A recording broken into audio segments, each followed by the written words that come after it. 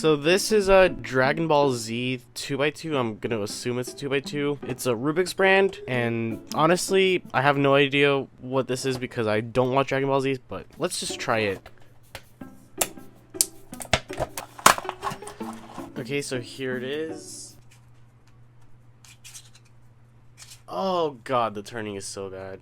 So it is kind of like a 2x2, but there is like certain turns you can't do because this thing is one piece. Jesus Christ, this turning is so bad.